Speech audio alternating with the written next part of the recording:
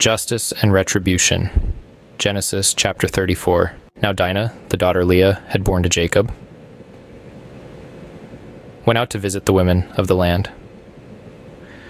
When Shechem, son of Hamor, the Hivite, the ruler of that area, saw her, he took her and lay with her, and violated her.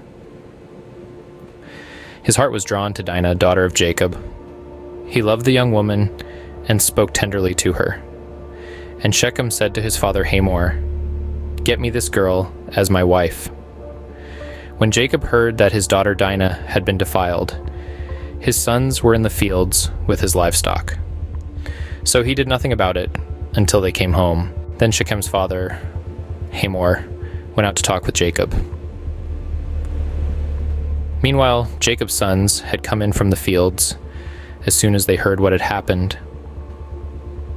They were shocked and furious because Shechem had done an outrageous thing in Israel by sleeping with Jacob's daughter, a thing that should not be done. But Hamor said to them, "My son Shechem has his heart set on your daughter. Please give her to him as his wife.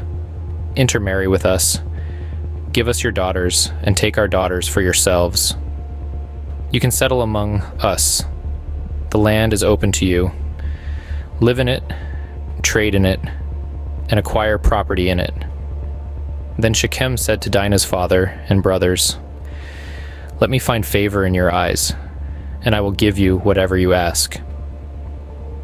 Make the price for the bride and the gift I am to bring as great as you like, and I'll pay whatever you ask me.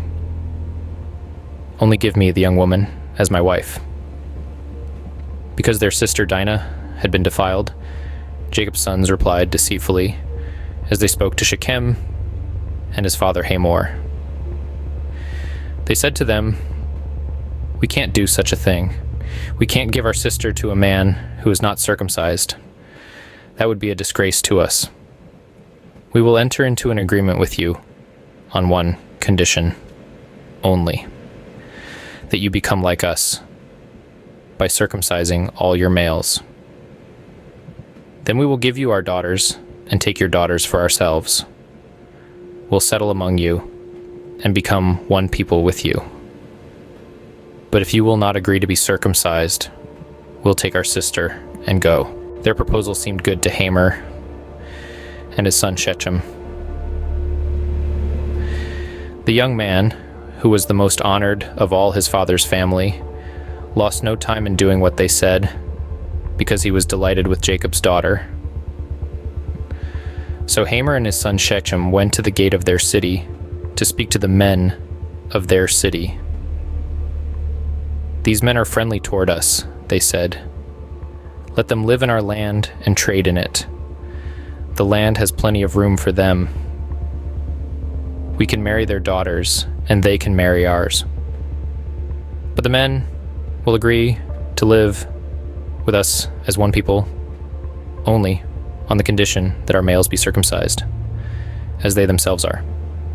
Won't their livestock, their property, and all their other animals become ours? So let us agree to their terms, and they will settle among us." All the men who went out of the city gate agreed with Hamor and his son Shechem, and every male in the city was circumcised. 3 days later, while all of them were still in pain, 2 of Jacob's sons, Simeon and Levi, Dinah's brothers, took their swords and attacked the unsuspecting city, killing every male. They put Hamor and his son Shechem to the sword and took Dinah from Shechem's house and left.